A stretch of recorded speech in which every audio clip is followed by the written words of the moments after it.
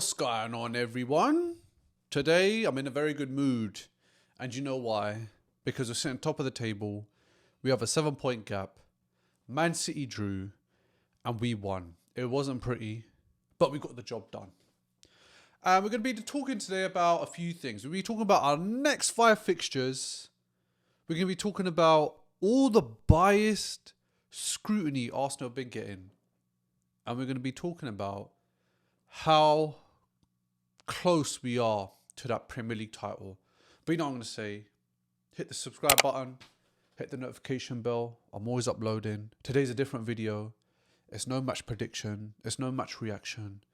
It's just us having a bit of chit chat about what's to come this season. Well, to the end of the season. Sorry, look at me. I'm already optimistic about the new one. This one hasn't even finished yet. Arsenal. This Arsenal is very, very different to the other Arsenals that we've had in the last few seasons. We are actually 9 games away from winning the Premier League title. Now, there was a season once upon a time where we were in the same predicament, playing 29 games, and we still bottled a big lead. I can't remember the exact number, but it was actually mad. Because till this day, I still haven't lived it down with Man United fans, Chelsea fans, and even Liverpool fans. So I want you to take a look at something. Have a look at these fixtures. These are City's fixtures and Arsenal's fixtures for the next 5 games. You can see that Arsenal have abundance of home games. We've got games against Everton, Bournemouth, Newcastle, Fulham, and then the dreaded Man City game away. So we've got 4 home games on the bounce and an away game smack in the middle. And then on the opposing end, with Man City, they've got away games to Chelsea. They've got away games to Burnley, Everton, and even West Ham. Yeah, boy. And then they meet us at their ground, which is Etihad. Why do I feel more optimistic? Because look what Nottingham Forest did at Man City, at Etihad. They snatched a point. And this is Nottingham Forest battling for relegation. And I think we can all agree that Arsenal, the bias against us is absolutely crazy. If you look at all the previous champions, they've all had to do some sort of dark arts. They've had to play dirty. When it's time to be dirty, you have to be dirty. When it's time to do dark arts, you have to do dark arts. If it's corner kick specialist, you have to do it because at the end of the day, what's important? The wins. What's important? The 3 points. And what's important at the end of the season? The silverware. So all this scrutiny I see around Arsenal, I feel like it's a lot of hate and a lot of bias.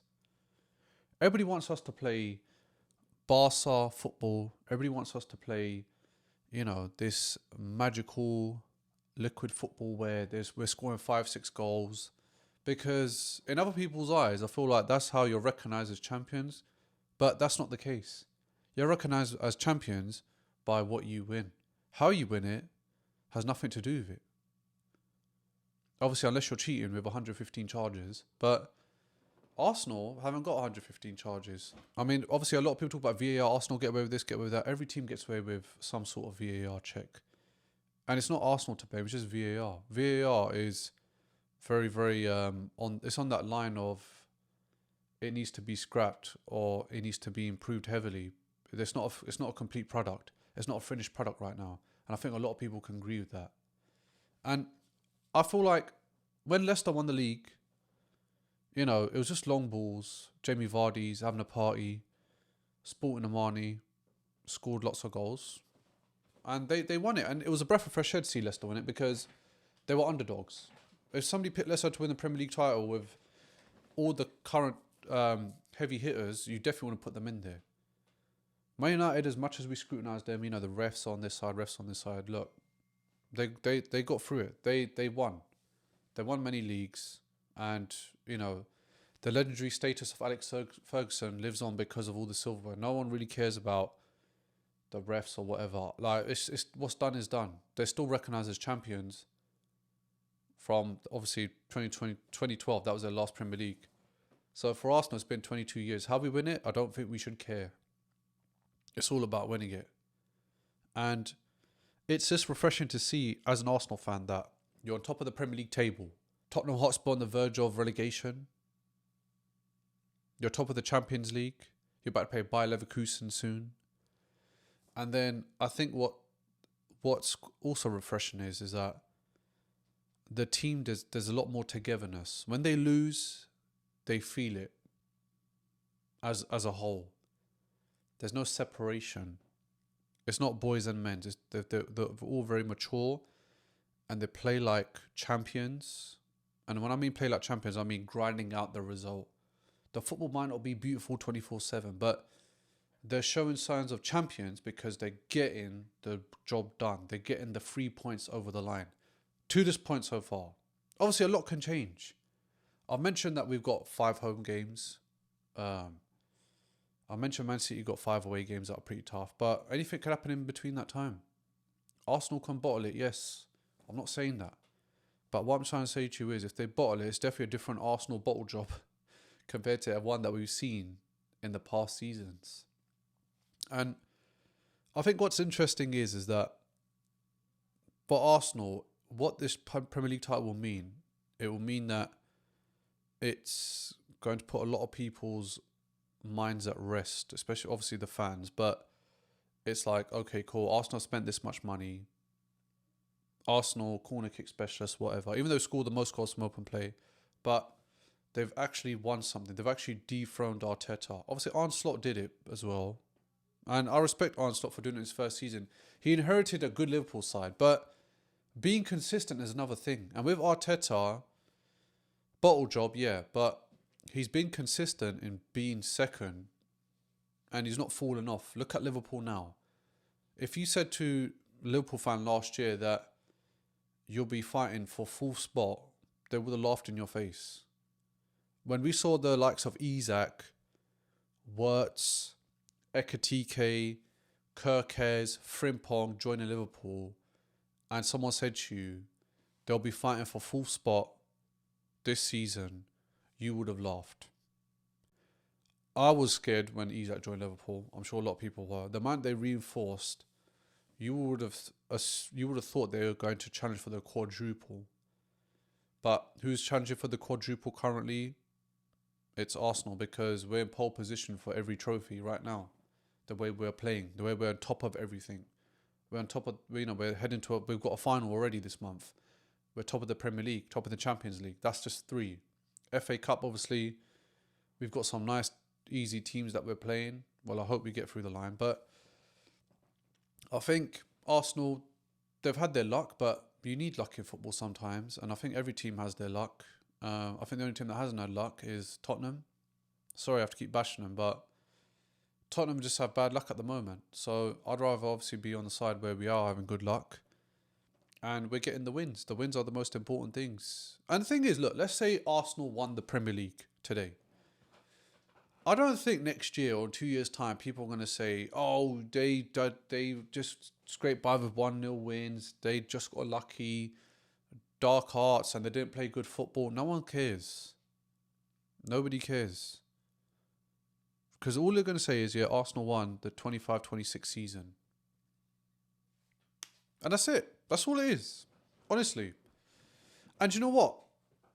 I have a good feeling about the squad because a lot of, the team seems really healthy and balanced. Obviously, we've got a few knocks here and there, but it's not like, we're missing the players, and it's very, very tough for us to, manage as a squad or become inconsistent. We've been very consistent in not dropping as many points as we did in the previous seasons. And I think that Brighton game showed that a team, Brighton, who I'd take seriously, battered us when it comes to performance. We still managed to beat them. And then you look at Man City drawing, and you're like, Arsenal are showing signs of champions, because even though the pressure's on them, because you have a team that's won it 3-4 times in a row, are slowly starting to slip up. You're taking advantage of that situation. And that's what separates boys from men. They can't get their job done. We just got to make sure we get our job done.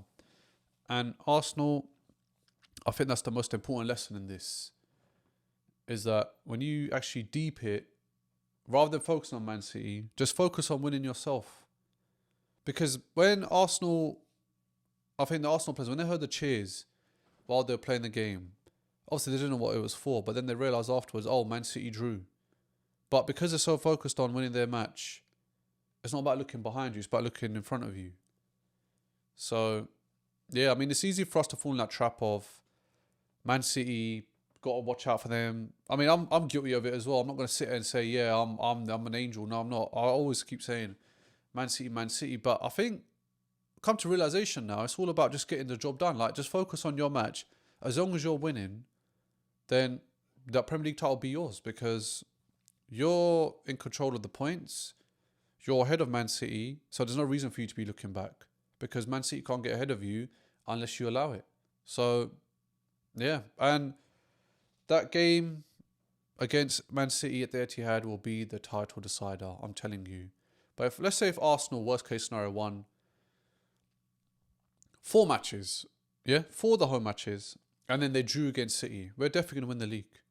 Even if we won, I'd say 4 of the matches, and, let's say we did have a loss against Man City, I still feel like we could still win the league. But what happens in between then, until reaching that Man City game, is very important. And obviously we do have some hard fixtures. We've got Bournemouth at home, Newcastle at home. Those 2 teams are probably the teams that I'd probably watch out for because Bournemouth, you don't know what type of Bournemouth you're going to get. Newcastle as well. I didn't expect them to do a job on Man United, but they did. And one of the goals of the season, actually. So, yeah, I mean, it's looking promising for Arsenal. It is, I'll be honest. I have a good feeling.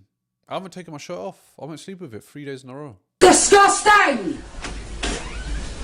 No, I'm not joking. I didn't do that. That's mad. But, yeah, I think Arsenal, it's looking promising. But, yeah, thank you so much for staying tuned.